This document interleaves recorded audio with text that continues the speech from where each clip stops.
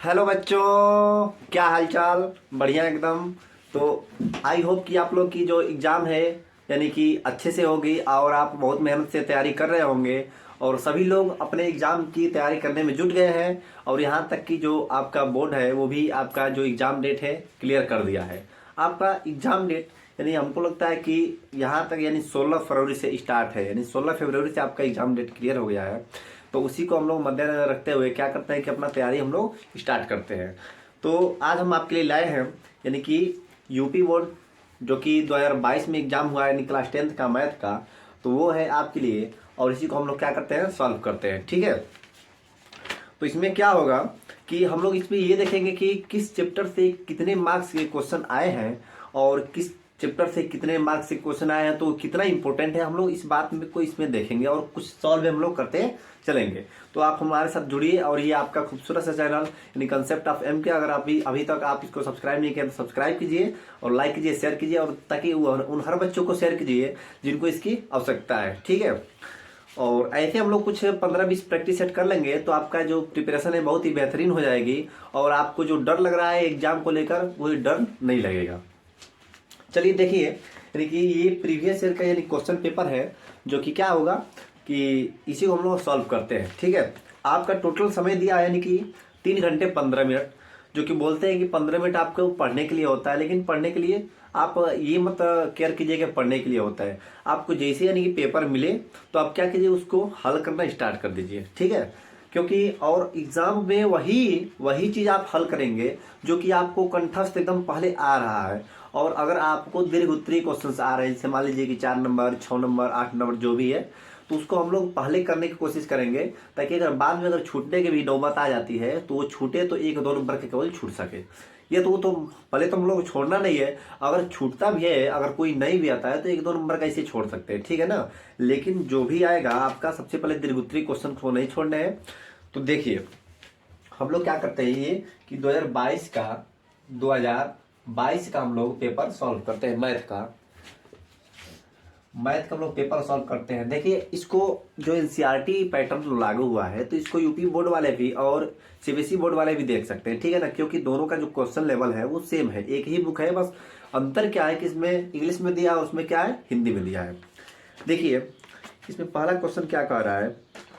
देखिए कह रहा है कि यदि 26 156 का लॉसा 156 है तो मौसा का मान है। देखिए कह रहा है कि यदि 26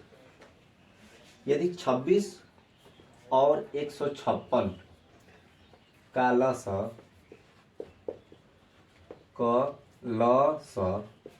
कितना कह रहा है, 156 है तो इनका मौसा यानी कि मौसा ज्ञात करना हमको। ध्यान दीजिए, अब आप ज्ञात करिएगा, हमने बस इसका क्या कर रहे हैं, हिंट बता रहे हैं। देखिए यानी कि ये आपका पहला क्वेश्चन है, वो भी बहुविकल्पी का। बहुविकल्पी आपका कितने नंबर का आएगा, बहुविकल्पी आपका बहुविकल्पी आएगा 1-1 नंबर का। ठीक है ना। यानी 1-1 नंबर के उसमें कितने क्वेश्चन रहेंगे, 1 2 3 4 5 6, यानी कि आपका 6 क्वेश्चन बहुविकल्पी में देगा और वही आपके कितने मार्क्स के होंगे, 6 नंबर के। ठीक है ना। तो कह रहे कि ये पहली संख्या दिया है और ये दूसरी संख्या, तो इसमें क्या हो गया, लसा यानी 156 दिया है। इसका एक चुपचाप उसका सूत्र होता है कि लसा गुणे मसा बराबर पहली संख्या गुणे दूसरी संख्या। इतना आपको जब पता हो जाएगा तो आप चुपचाप इसका आंसर ज्ञात कर सकते हैं। ठीक है ना। ये कह रहा है कि लसा गुणे मसा, यानी कि लसा कितना दिया है, 156, मसा क्या ज्ञात करना है, ज्ञात करना है, बराबर पहली संख्या कितना है, 26, और दूसरी संख्या कितना है, 156। देखिए ये 156 है तो इसको कटा देते हैं हम और एक से बराबर आ जाता है 26, जो कि आपका आंसर होगा। बताइए इसमें 1% भी जो कहते हैं कि दिक्कत होने वाली बात है, तो इसमें 1% भी आपका दिक्कत नहीं हो सकता है। क्यों, क्योंकि ये आपका जो फॉर्मूला है बहुत ही सिंपल है कि लसा गुणे मसा बराबर एक पहली संख्या गुणे दूसरी संख्या। ठीक है। तो आपका आंसर आ गया यानी कि 1 से बराबर 26। इसमें जो कि ऑप्शन में दिया आपका यानी 1 से बराबर, 1 से मान कितना आ जाएगा, 126। ठीक है। देखिए अब अगला क्वेश्चन है द्विघात समीकरण 2x² माइनस 4x प्लस 1। देखिए कह रहा है द्विघात समीकरण 2x²। देखिए दूसरा क्वेश्चन कह रहा है द्विघात समीकरण 2x² माइनस 4x प्लस 1 बराबर 0। ठीक है, के मूल है, के मूल पूछ रहा है। पहला कह रहा है कि वास्तविक, वास्तविक और बराबर, वास्तविक और बराबर। फिर कह रहा है कि वास्तविक और भिन्न, वास्तविक और भिन्न। फिर कह रहा है कि वास्तविक, वास्तविक नहीं होगा। और फिर चौथा कह रहा है कि वास्तविक, फिर कह रहा है वास्तविक। ठीक है, यानी कि ये ऑप्शन नंबर ए, बी, सी और डी। एक बात जरा आप ध्यान दीजिएगा, कह रहे कि इसके मूल होंगे यानी कि वास्तविक और बराबर, वास्तविक और भिन्न, वास्तविक नहीं वास्तविक।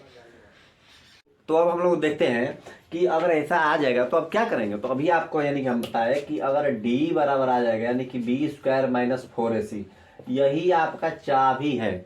और इसी पर आप चेक कर सकते हैं। जैसे मान लीजिए कि ये आपका क्या है, तो b² यानी कि ये आपका जो x के पास होता है वो आपका b होता है। तो माइनस और 4 ये इसका स्क्वायर कर दीजिए 4a।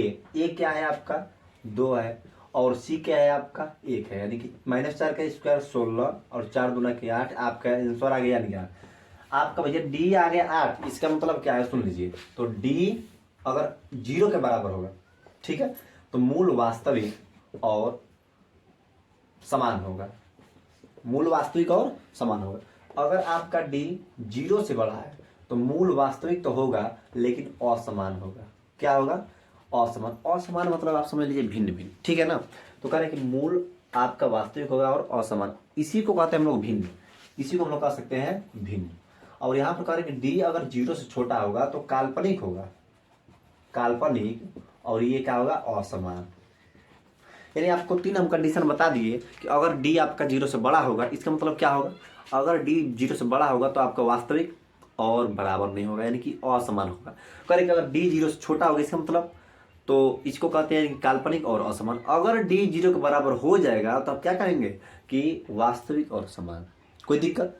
तो देखिए इसके लिए मूल क्या होगा, तो वास्तविक और भिन्न, जो कि ऑप्शन में आपका था। और ऑप्शन आप देख सकते हैं, देखिए ये आप ऑप्शन देख सकते हैं कि इसमें ऑप्शन नंबर क्या है, तो दूसरा है। ऑप्शन नंबर दूसरा कि वास्तविक और भिन्न, वास्तविक और भिन्न। ठीक है, इसमें ऑप्शन नंबर दिख रहा है ना, आपको दिख रहा है ऑप्शन नंबर।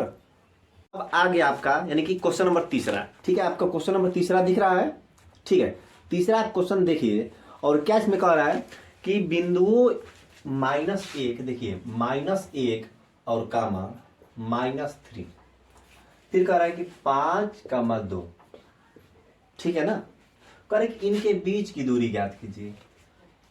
एक बात जरा समझिए, अब तक हम लोग क्या क्या चीज पढ़े हैं आपका, यानी कि जो आया था द्विघात, मतलब द्विघात वाला आया था, द्विघात समीकरण।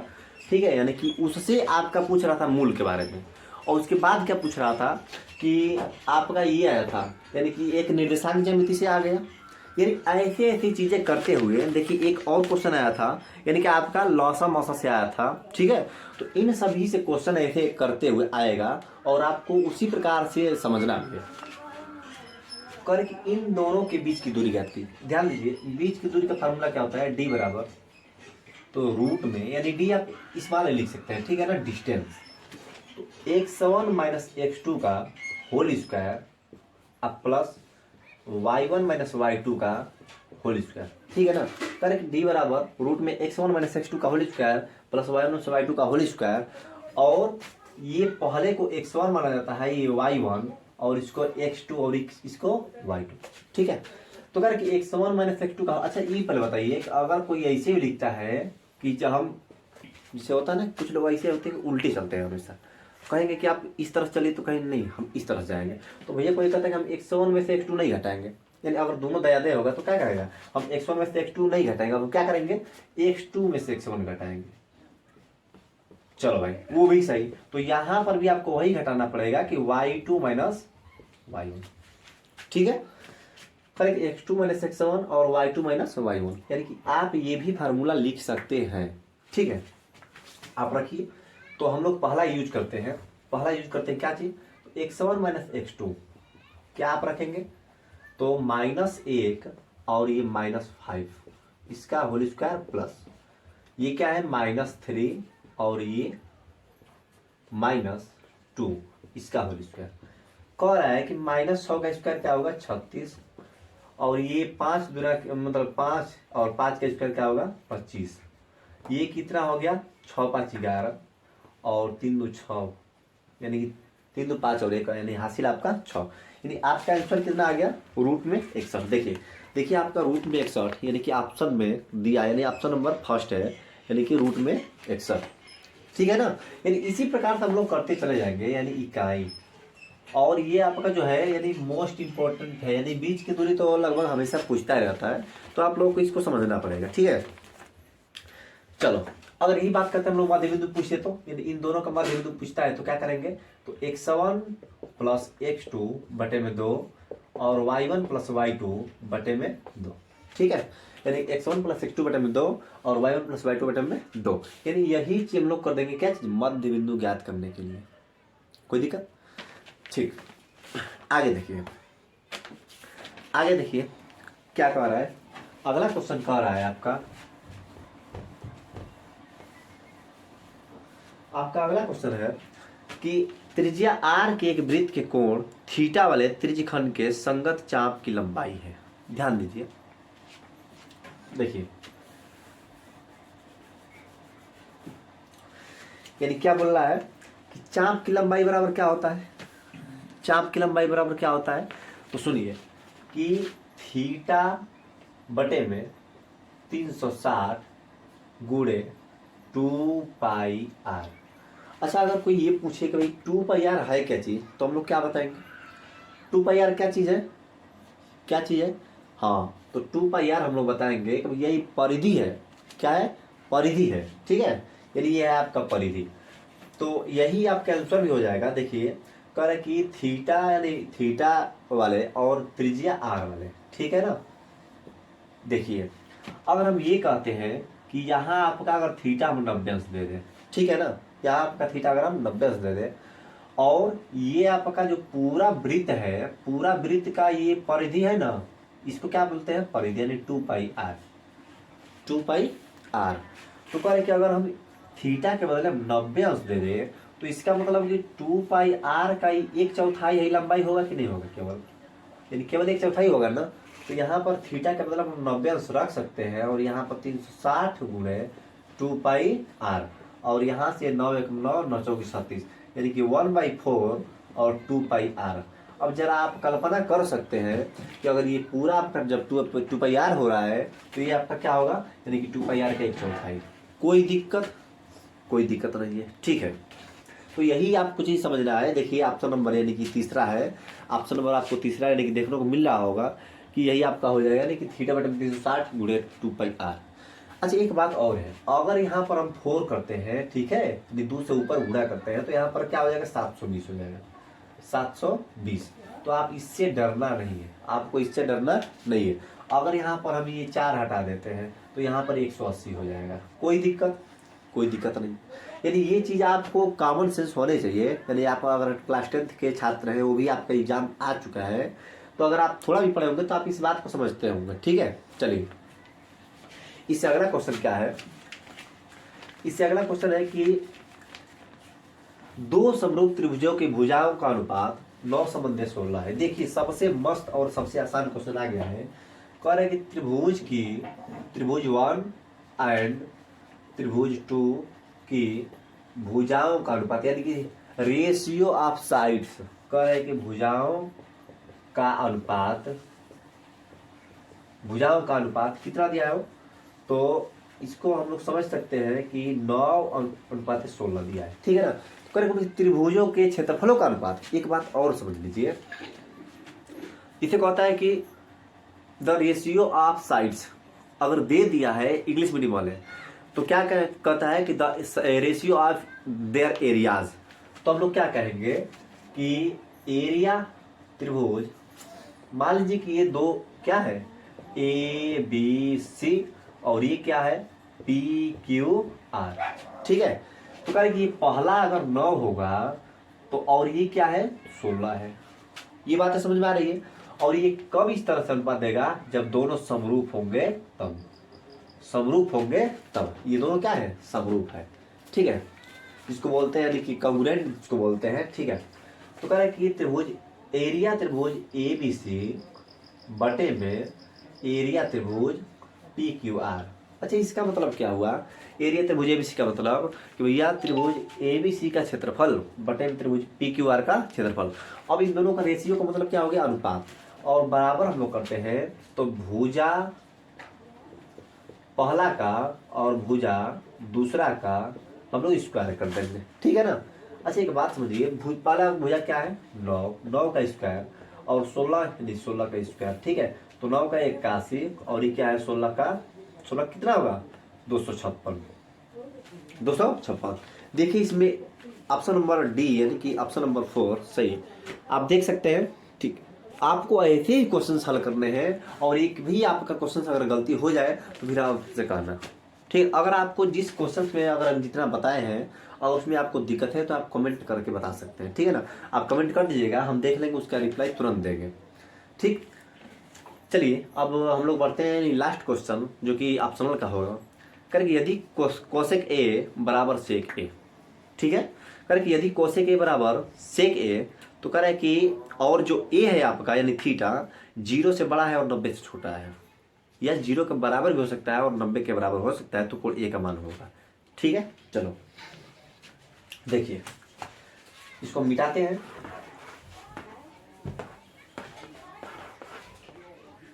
देखिए कह रहे कि कोसेक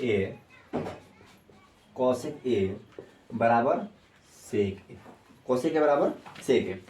फिर कह रहा है कि ये जो आपका ए है वो 0 से या तो बड़ा है या उसके बराबर है, या फिर 90 से छोटा है या फिर उसके बराबर है। तो कह रहा है कि कोण ए का मान बताइए। कोण ए का मान पूछ रहा है, कोण ए का मान, तो हम लोग कैसे करेंगे। ठीक है, तो सबसे पहले कोसेक ए को लिख दीजिए। अच्छा, इसका मतलब क्या है, ए जो है आपका छोटा है 90 से या उसके बराबर हो सकता है, तो इसका मतलब कि सेक जो आप लिखे हैं तो सेक को हम लोग बदल सकते हैं कोसेक, और यहाँ पर 90 माइनस ए। सेक को क्या बदल सकते हैं 90 माइनस ए। क्यों माइनस ए करेंगे, क्योंकि 90 से छोटा कह रहा है, तो ये कटा दीजिए, और ए बराबर क्या हो गया 90 माइनस ए, इधर बुला लीजिए 2a बराबर 90, ए बराबर क्या हो गया 45, ए बराबर 45। और ये आपका यानी ऑप्शन नंबर 3 यानी आपका मिल गया, यानी ऑप्शन नंबर 3।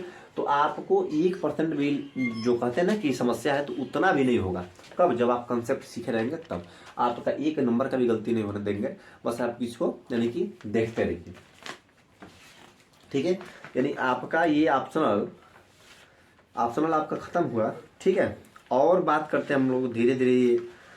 करें कि सभी खंड हल कीजिए, और इसमें पहला है यानी 1-1 नंबर का और 2-4 क्वेश्चन है उसको देख लीजिए। ठीक है, यानी इसमें चार क्वेश्चन है 1-1 नंबर के, उसको भी हम लोग देख लेते हैं, जिसको बोलते हैं अति लघु उत्तरी। ठीक है, अति लघु उत्तरी देखिए, यानी इसी के बेस पर एकदम 2023 का पेपर आएगा। ठीक है, हाँ ये हो सकता है कि जो आप ऑप्शनल है अब तो और बेहतर हो गया है। कह रहे कि ऑप्शनल आपका कितना आएगा 20 नंबर का ऑप्शनल आएगा। ये पिछले वीडियो में बता चुके हैं, अगर आप चैनल पर जाते हैं तो उसमें ये आपको देगा कि यूपी बोर्ड में ये बड़ा बदलाव, और आपका जो 20 नंबर का ऑप्शनल है वो देगा, और 50 नंबर का केवल इससे होगा। तो आपका अगर ऑप्शनल क्लियर है तो ऐसे ही मतलब कंफर्म है कि यानी उतना नंबर आपका क्लियर हो गया 20 नंबर। ठीक है, चलो करें कि 5 मीटर लंबी एक सीढ़ी भूमि से 4 मीटर की ऊंचाई पर है। देखिए 5 मीटर की लंबी सीढ़ी, ये पहला क्वेश्चन है। करें कि 5 मीटर लंबी सीढ़ी है भूमि से 4 मीटर की ऊंचाई पर, ये भूमि से 4 मीटर की ऊंचाई पर एक स्थित खिड़की तक पहुंचती है। तो कह रहे कि दीवार के आधार से सीढ़ी के निचले सिरे, कह रहे दीवार के, ये देखिए ये दीवार है आपका, ये आपका दीवार है। कह रहे कि दीवार के आधार से सीढ़ी के निचले सिरे के बीच की दूरी, भैया ये 5 है 4 है 3 होगा, यही होगा। ये 90 अंश का कोण बनता है। ठीक है, तो हम लोग क्या कहते हैं कि 5 का स्क्वायर बराबर 4 का स्क्वायर मतलब प्लस यहाँ पर कुछ नहीं है तो क्या मान लीजिए एक्स स्क्वायर। और ये बातें आप कब कहेंगे, तो ये समकोण त्रिभुज, चूंकि समकोण त्रिभुज मान लीजिए यहाँ पर ए बी सी में, तो क्या होता है कि ए सी का स्क्वायर बराबर ए बी का स्क्वायर प्लस बी सी का स्क्वायर। ये बातें आप लोग पहले जान चुके हैं, ठीक है, ये आप पढ़े भी होंगे, ये तो लास्ट समय चल रहा है ना। हम लोग बस क्या करेंगे, प्रैक्टिस हम लोग हल करेंगे, जिसमें हम लोग जो डाउट है, डाउट क्लास हो जाएगा हम लोगों का, ठीक है। चलिए, तो हम लोग जितने भी डाउट्स हैं सब क्लियर होते जाएंगे। और यहाँ पर कह रहा है कि ए सी क्या दिया है 5, ए बी क्या दिया है 4 और बी सी क्या दिया है x, तो 25 और यहाँ पर क्या होगा 16 और ये हो गया आपका x। इसको इधर बुलाइए तो 2 घट जाएगा ना, क्या बचेगा 9 और ये एक्स स्क्वायर, यहाँ पर 3 का स्क्वायर एक्स स्क्वायर। अच्छा एक बात और देखिए, अगर हम इसको 9 ऐसे लिखते हैं एक्स स्क्वायर यानी एक्स, तो ये आएगा +-3, ठीक है। तो भैया हम लोग एक बार x बराबर 3 लिख सकते हैं और x बराबर -3। अच्छा कभी ये देखिए कि दूरी कभी माइनस में हो सकती है, नहीं हो सकती, यानी कि माइनस में आपका दूरी नहीं हो सकती, इसलिए हम लोग क्या लेते हैं प्लस वाला। और यहाँ पे क्या कर देंगे x बराबर 3 मीटर, कोई दिक्कत नहीं है, ठीक। अगला कहता है कि निम्न रैखिक समीकरणों के युग्म को हल कीजिए। देखिए इसको आप जल्दी से नोट कीजिए, उसके बाद अगला क्वेश्चन हम देखते हैं। करें कि निम्न समीकरणों को हल कीजिए। कह रहे कि x + 2y बराबर 19, फिर कह रहे कि -x + 2y बराबर 1। करें कि इनको हल करना है, अरे कुछ नहीं करना है, चुपचाप इसको जोड़ दीजिए। ये 4y बराबर 20 और y बराबर 5 कट गया ना, यानी कि भैया 4 नीचे चला जाएगा, यानी कि 20 और बटे में क्या हो जाएगा 4, कट गया 5, यानी y का मान कितना आ गया 5। y का मान समीकरण 2 में रख दीजिए, समीकरण 1 में रख दीजिए, कहीं भी रख दीजिए, समीकरण 1 ये समीकरण 2 यानी इक्वेशन 1 इक्वेशन 2। तो y का जो वैल्यू है इसमें रख दीजिए x + 2 और y क्या दिया है 5 बराबर 19, x + 10 = 19, x = ये कितना बजेगा तो 19 - 10 यानी क्या हो जाएगा 2। आपका x का मान आ गया 9 और y का मान आ गया 5, तो ये आपका यानी कि 1 नंबर यहाँ से मिल गया। आपको 1% भी हम बोल रहे हैं कि दिक्कत नहीं होने देंगे, बस आप साथ रहिए, ठीक है ना, यानी कि आप साथ में हल करते रहिए। जो आपको दिक्कत हो रहा है तो हम तो इधर बता ही रहे हैं। चलिए करके एक लंबवृत्तीय बेलन की त्रिज्या 7 सेमी तथा ऊर्ध्वाधर ऊंचाई 8 सेमी। देखिए करें त्रिज्या 7 सेमी है, त्रिज्या 7 सेमी है और ऊंचाई कितना है 8 सेमी। करें लंबवृत्तीय बेलन है, लंबवृत्तीय बेलन है। देखिए बेलन कई प्रकार के हो सकते हैं। अगर हम ये कहें ये है तो ये भी एक प्रकार के बेलन ही है, लेकिन ये लंबवृत्तीय यानी ऐसे नहीं, इसका ऐसे होना चाहिए ना, तब लंबवृत्तीय होगा। करें तो उसकी त्रिज्या कितना है 7 और ये ऊंचाई कितना है 8। अच्छा एक बात जरा समझिए, ये त्रिज्या 7 क्यों दिया है? त्रिज्या 7 देने का मतलब ये है कि कहीं ना कहीं ये कटने वाला मैटर है, यानी कि ये डिवाइड होने वाला मैटर है, इसलिए 7 दिया है। 14 देता है, 21 देता है, ठीक है ना, 28 देता है। तो समझिए कह रहे कि बेलन का वक्र पृष्ठ, बच्चे वक्र पृष्ठ मतलब क्या होता है, यानी कि वक्र पृष्ठ मतलब क्या था कर्व वाला पार्ट, यानी कि केवल ये वाला हिस्सा, केवल ये वाला हिस्सा। तो वक्र पृष्ठ बराबर क्या होगा तो 2πr/h, 2πr/h। जरा ध्यान दीजिए ये बेलन का वक्र पृष्ठ है। अगर हम ये पूछते हैं कि बेलन का आयतन बराबर क्या होता है तो πr²h। अगर ये बात करते हैं कि संपूर्ण पृष्ठ क्या होता है तो πr²h, नहीं 2πr² जोड़ दीजिए और 2πrh, इन दोनों को जब जोड़ देंगे तो हम लोग संपूर्ण पृष्ठ मिल जाएगा, यानी कि ऊपर का एक वृत्त नीचे का एक वृत्त, यानी 2 वृत्त के क्षेत्रफल 2πr² और एक बेलन का वक्र पृष्ठ हो जाएगा ना संपूर्ण। ये चीज़ के लिए हम लोग अलग से लेक्चर बना देंगे, उसको आप अच्छे से देख लीजिएगा। तो कह रहे कि 2 का मान दिया है 22/7 और r का मान क्या होता है दिया है यहाँ पर 7 और ऊंचाई दिया है 8, ये कट गया। तो कह रहे कि देखिए यानी कह रहे कि 8 गुना के 16 और 16 गुणे 22, तो क्या हो जाएगा 22 छक्का, हाँ यानी कि 16 गुना के बाद 30 और 16 गुना के बाद 30, 32 और 1, 16 गुना के बाद 30 2 और हासिल लगल 3 और 16 गुना के बाद 30 32 3 35। आपका इतना सेमी स्क्वायर यानी कि वक्र पृष्ठ का क्षेत्रफल क्या होगा सेमी स्क्वायर। आप इतना आप कर सकते हैं, ठीक है ना, कोई दिक्कत नहीं है, ठीक, यानी आप इतना कर सकते हैं। तो ऐसे ऐसे क्वेश्चंस आएंगे और आपको एग्जाम में हल करने पड़ेंगे, ठीक है। और ये आप अति दीर्घ जो है यानी 1-1 नंबर का, उसका ये लास्ट क्वेश्चन होगा, ये लास्ट क्वेश्चन जब होगा तो इसके लिए अब क्या करेंगे हम लोग, देखिए करेंगे cos 46 माइनस साइन 44, यही देना। अगर हम यही से कर दें डायरेक्ट जीरो होगा तो कैसे होगा जरा समझिए। cos 46 माइनस, अगर भैया इसको हम लोग लिख सकते हैं cos 90 माइनस